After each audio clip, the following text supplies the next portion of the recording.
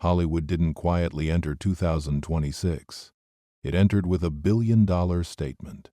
In just 3 weeks, one film crossed the 1 billion mark worldwide. Another proved that staying power still matters more than opening weekend hype. And a handful of names reminded the industry that star power isn't dead, it's just selective. But behind these numbers is a much bigger question. Is Hollywood actually recovering, or simply buying itself time? The start of 2026 delivered something the film industry has been missing for years: shared optimism. After a year that publicly available data described as underwhelming, box office numbers finally showed signs of stabilization. Not a full rebound, but a noticeable shift. At the center of that shift is Avatar, Fire, and Ash. James Cameron's third return to Pandora cleared $1 billion globally in just 3 weeks. And the details matter. The majority of that revenue came from international markets, reinforcing a reality Hollywood has slowly accepted. Modern blockbusters no longer rely solely on North American audiences. But raw success doesn't automatically equal industry health. If Avatar was expected to succeed, what actually surprised Hollywood? The timing played a crucial role. With schools still out and extended holidays in effect, theaters benefited from something rare: consistent weekday attendance, not just weekend spikes. This allowed films to maintain momentum instead of collapsing after opening weekend, a pattern that had become alarmingly common in recent years. And that's where the story expands beyond Avatar. While Avatar dominated headlines, Zootopia 2 quietly demonstrated something arguably more valuable: longevity. Released weeks earlier, the animated sequel held second place with only a minimal decline. Its global total surpassed $1.5 billion, making it one of Disney's highest-grossing animated releases ever. This wasn't driven by viral trends or last-minute marketing pushes. It was driven by audience trust. Trust in a familiar world. Trust in family-friendly storytelling. And trust that the theater experience still offers something worth leaving home for. In other words, not every hit is explosive. Some are durable. But franchises weren't the only reason studios started paying attention. One of the more unexpected developments of early 2026 was the performance of mid-budget, star-driven films. Take The Housemaid, a contained thriller modestly budgeted without a built-in franchise audience. And yet, it held remarkably well across multiple weeks, both domestically and internationally. According to publicly reported figures, its consistency came from a combination of recognizable talent, clear genre positioning, and controlled expectations. This is a model Hollywood hasn't abandoned, but had clearly deprioritized. Now, it's being reconsidered. A comparable pattern emerged with Marty Supreme. Not a spectacle, not a mass appeal franchise. Instead, a film driven by tone, pacing, and a central performance, one that rewarded audiences willing to engage rather than scroll. Its steady results sent a quiet message: audiences haven't stopped going to theaters. They've become selective. So if audiences are showing up again, why is Hollywood still cautious? To understand the current optimism, the industry keeps looking backward. By most public metrics, 2025 fell short of expectations. Not because of a single failure, but because of several overlapping shifts. Changing viewing habits, higher ticket prices, fewer major releases, and a cautious audience still redefining priorities. Revenue technically rose year over year, but ticket sales declined. That distinction matters. Fewer people went to theaters. They just paid more when they did. The early months of 2026 suggest a recalibration. First, release schedules are stronger. Major studios are committing marquee titles back to theatrical windows instead of treating cinemas as optional. Second, there's renewed acknowledgement that shared experiences still matter, but only when the content earns it. And third, the industry is openly admitting that previous assumptions didn't hold. This isn't a return to the old Hollywood. It's an experiment in survival. And just as optimism builds, another shift looms quietly in the background. While box office headlines look encouraging, structural changes are unfolding behind the scenes. One of the most historically theater-friendly studios is currently navigating a potential ownership change. a move that, pending regulatory approval, could reshape production and distribution priorities. Publicly available information suggests the implications may extend far beyond a single company. For now, studios are watching carefully, because this transition could redefine what success even means going forward. Early 2026 offers reasons for cautious confidence. Attendance is improving. Some films are outperforming expectations. Theaters feel active again. But Hollywood has learned this lesson before. Short-term momentum doesn't guarantee long-term stability. The real story isn't how much money was made. It's what the industry chooses to learn from it. While early 2026 numbers look encouraging, not every big release is guaranteed success. Upcoming franchises include familiar names like Toy Story, Avengers, Spider-Man, Super Mario Bros., and Dune. Each comes with built-in expectations, but history shows that high anticipation doesn't always translate to sustained performance. For example, franchises relying heavily on nostalgia or digital hype may initially attract viewers, but retaining long-term interest requires substance beyond spectacle. Even modest mid-budget films, if thoughtfully executed, can outperform blockbuster releases when audiences respond to story and character. If the industry leans too heavily on blockbuster branding alone, could 2026 early optimism fade faster than predicted?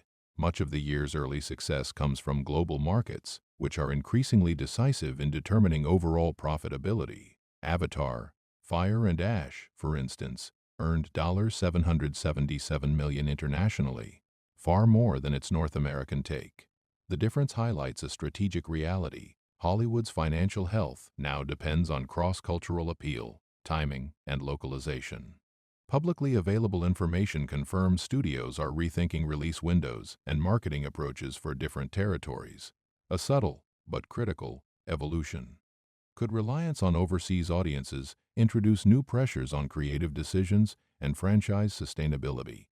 While blockbusters dominate headlines, films like The Housemaid and Marty Supreme reveal an important trend.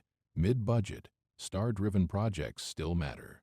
These films demonstrate strong narrative control, selective casting that balances talent with audience expectations, ability to stay relevant in a crowded release calendar. Their performance reinforces that Hollywood's ecosystem is not binary. Success is not only measured by tentpole blockbusters. This nuanced understanding matters for long-term sustainability. Audiences may see charts, ticket sales, and social media hype, but the behind-the-scenes narrative is more complex. Reportedly, studios are using early 2026 metrics to adjust upcoming projects, test release strategies, and manage financial risk. Publicly available statements indicate that cautious optimism is the prevailing sentiment, not complacency, and that distinction matters for viewers, investors, and creative teams alike. Understanding this context changes how we interpret seemingly simple box office numbers. Beyond ticket sales, industry ownership and corporate restructuring play a subtle but profound role. The anticipated acquisition of a major studio by a streaming giant, still pending regulatory approval, could redefine how theatrical releases are prioritized, how marketing budgets are allocated, the type of content greenlit for production. While these changes are gradual, they affect every stakeholder in the cinematic ecosystem. Even as films thrive at the box office, the rules of the game are quietly shifting. Comparing 2026 start to previous years highlights both opportunity and caution. Ticket sales are up 26.5% compared to the same weekend in 2025. Yet pre-pandemic benchmarks remain higher by nearly 20%, showing room for growth. Digital competition and changing viewing habits continue to exert pressure on traditional cinema models. This analysis reinforces one key principle. Short-term wins do not guarantee long-term recovery. To maintain engagement, what could this mean for franchises later in 2026? Which films might surprise audiences despite modest openings? How is Hollywood balancing risk and reward behind the scenes? Each of these loops primes the viewer to continue watching, increasing retention and encouraging binge behavior. From this early data, studios appear to be experimenting with balanced release schedules, spreading marquee titles across the year, targeted audience marketing, More precise segmentation, globally mid-budget films as stabilizers, leveraging lower-risk projects to maintain theater attendance, data-driven adjustments, using real-time analytics to modify campaigns. This is not merely about the films themselves, but how Hollywood adapts its strategies in real time. Data from publicly available sources suggests audience selectivity is increasing. Word of mouth remains a strong driver for sustained revenue. Films with clear narrative identity and recognizable talent continue to outperform expectations.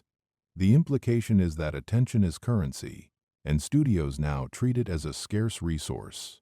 Why 2026 could be a pivotal year. Franchise-heavy release slate, high potential, high-stakes star-driven mid-budget films, quietly reshaping revenue patterns. Global markets dominating profit, changing production decisions, corporate restructuring, redefining theatrical priorities.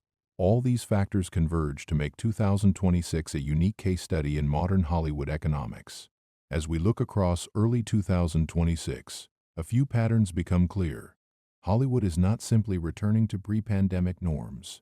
Instead, the industry is adapting in real time, balancing big franchises, mid-budget films, and evolving audience behavior. Ticket sales are up. Some films have broken records, but these numbers tell only part of the story. Behind the scenes, ownership changes, global market priorities, and data-driven strategies are quietly reshaping what success looks like, long before the next marquee release hits theaters. For audiences, the message is nuanced. Attendance is returning, but selective. Star power still matters, but context is everything.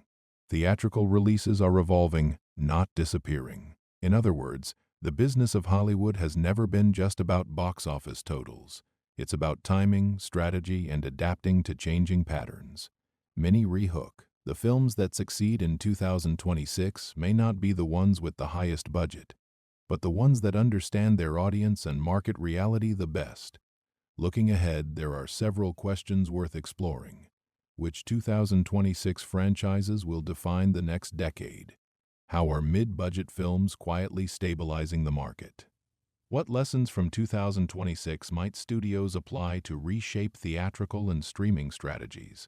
These are questions we will explore in the next installment, providing deeper analysis and highlighting emerging patterns before the headlines even catch up. If you're interested in understanding Hollywood beyond the headlines, make sure to watch the next video, where we analyze upcoming releases and the strategies studios are using to navigate a changing landscape.